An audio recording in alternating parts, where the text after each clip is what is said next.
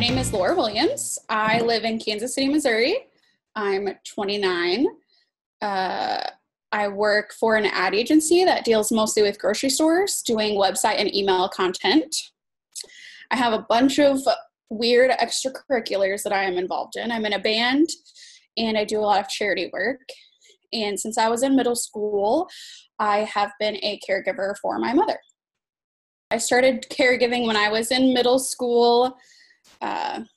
My mom had a bunch of birth defects, and she has some autoimmune problems, and they really heightened when I was about 11 or 12. So this was in the early 2000s, and she couldn't work anymore. She went on disability, had to quit her job.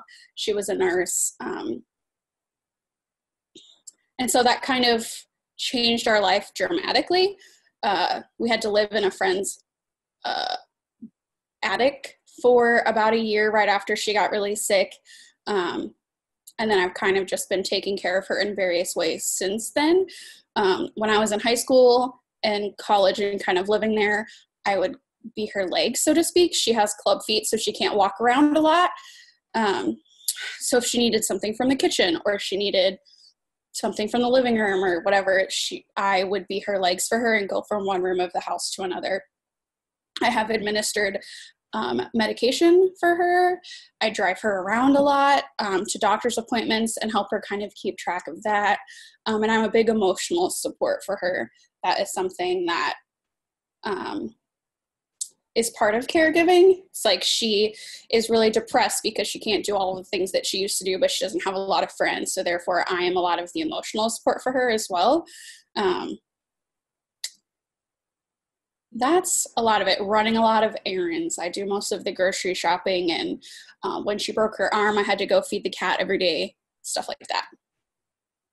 I don't live with my mom anymore, but I do live right around the corner. I'm less than a 5-minute drive away from my mom. I could walk to her house if I wanted to. I don't, but I could. And that has been hard, but being right around the corner makes it a lot easier. I live with my boyfriend. We've lived together for 2 or 3 years at this point. But it was something that I had to do because I wanted to be able to progress my romantic relationships instead of just always being at home. And living at home wasn't necessarily the best emotional relationship for my mother and I, because you're with somebody all the time and it's already a stressful situation. And I support her monetarily as well. So it just can be dramatic. But it's always easy if there's something. I can be over there in less than 5 minutes, take her to the emergency room, take care of the cat, pick her up if she falls down, things like that. Because she has been falling a lot more, unfortunately. So outside of caregiving for my mother, I obviously have a job. So I work in marketing. It's something that I happened upon and did not actually go to school for or anything. So I wouldn't call that a main part of what I do, but it is definitely a facet. Sorry. I went to school for music. So I was a vocal, I did vocal studies, and I could have been an opera singer, a classical singer, but honestly, my mom is a big reason of why I didn't do that.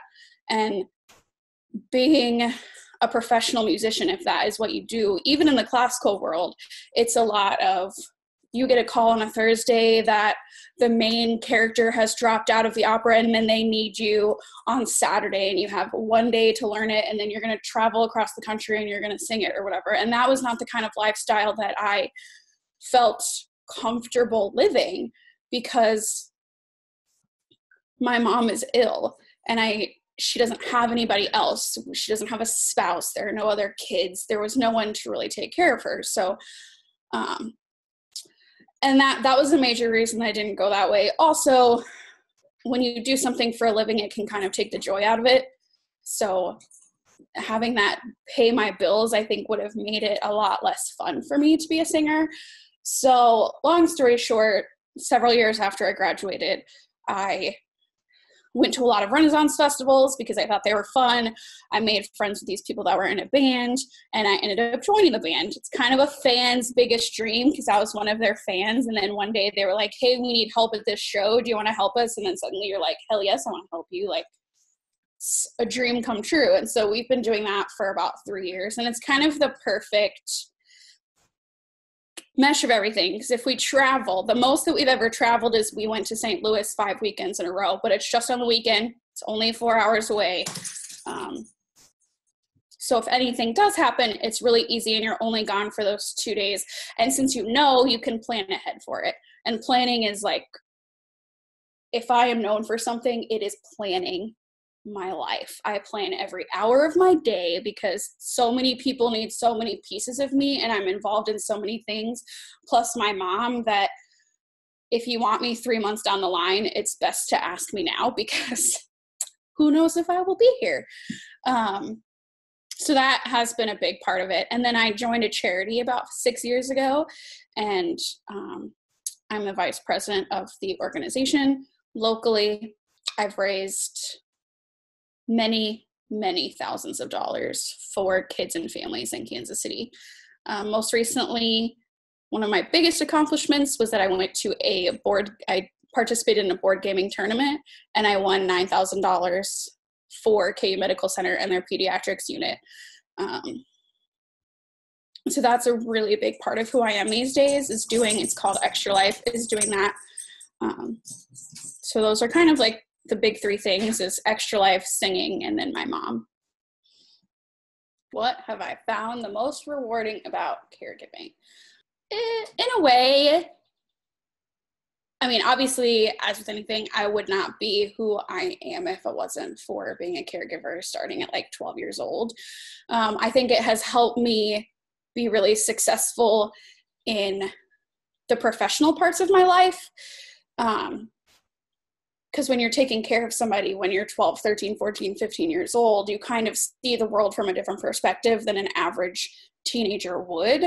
And I get complimented all the time about how much I have my life together, or, oh, you seem really old for your age, which is not necessarily an insult, especially because I look like I'm 16. So everyone just assumes that I'm like 21. And I think that comes from taking care of someone else from such a young age. And I don't think if I had that, I probably would not be as disciplined and dedicated to other parts of my life. I would have had a lot more time to just like goof off and do whatever, but I couldn't. So it makes you kind of grow up fast, but in a way that's a blessing.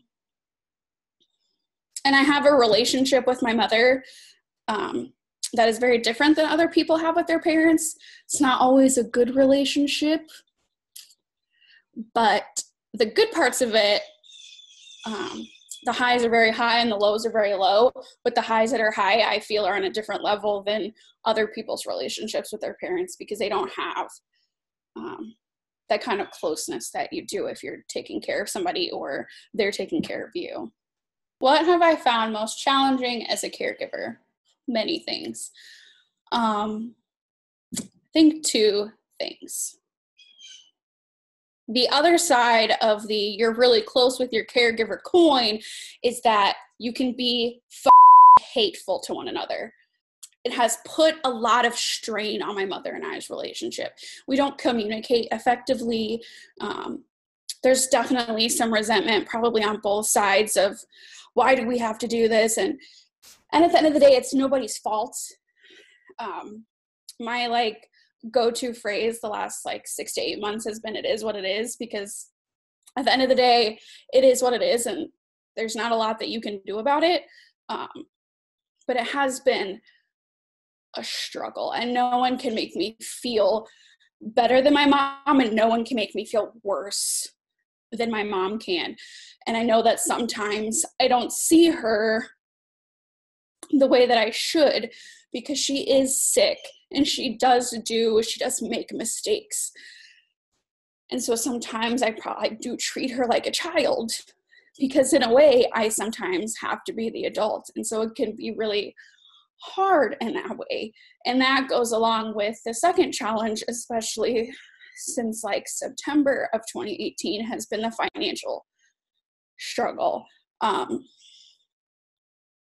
Long story short, my mother is in a lot of pain from her illnesses because of the way that the CDC has rewritten recommendations for Oxycontin, oxycodone, drugs of that nature. No doctor will now prescribe her any of the medications that she was on, especially to the level that she was on them.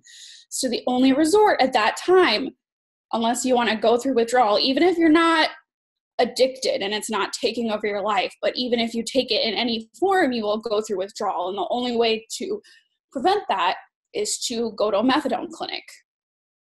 Methadone is not covered by Medicare or Medicaid, and it is $100 a week to go to the methadone clinic. Needless to say, we have gone into substantial debt trying to get her to be healthy. She now takes what's called Suboxone, which is a similar drug, and it is $50 a month. The rest of it is covered by Medicare and Medicaid, so that has made it a lot easier. But for about 4 months, it was a struggle. And so I was attempting to pay all of her bills unsuccessfully. And so I essentially racked up like thousands and thousands in credit card debt because of that. And some of it is not her fault, and some of it is, because my mother likes to cope with shopping or whatever, so she will just go out and spend money that she doesn't need to spend, that she doesn't have.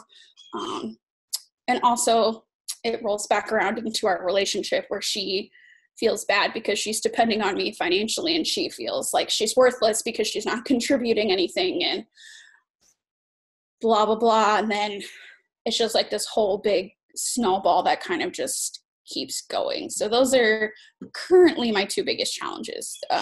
It's getting better. Since there's not as much of a cost anymore, I've cut down a lot of the extraneous bills that we don't need anymore. So I got a raise at work, so that always helps. We're going to dig ourselves out of this hole. And I started going to therapy because I did not like the person that I was anymore. That has helped a lot. Being able to talk to somebody who doesn't have any stake in the game, so to speak, has been amazing. Do recommend. My advice to anyone who is caregiving or is on the verge of caregiving is to talk about it. I think that has been a lot of my problem over the last 15 years. And I gave that advice last year, but this year it's much more poignant because I think in about August of 2018 is really the first time that I, for lack of a better term, came out as a caregiver to everybody who knew me, not just my super close friends, not just the people who knew me in middle school or high school, but everyone. And the amount of support and people who reached out to me was absolutely amazing. I had no idea that these people that I had known for years or months, for all different facets of my life, had taken care of somebody at some point. And because it's a very isolating job that we do, and you feel alone all of the time, and no one understands. People do, but like Spencer by no means understands what I'm going through. How could he?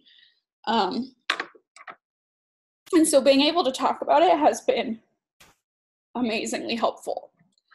And I did start seeing a therapist who specializes in caregivers. So that was really nice that that's one of her specialties, and she kind of can understand the different emotions involved there. And just, she likes to call it an emotional dump. And that's very true.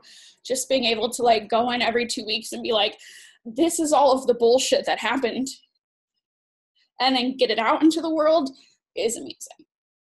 And don't be ashamed. I kind of realized that I've been depressed for a really long time, but it snuck up. I had no idea. I started medication, I started going to therapy, and suddenly there's still horrible shit that's happening, but it doesn't seem as dire anymore. And that is amazing. So that's my advice, is just talk about it.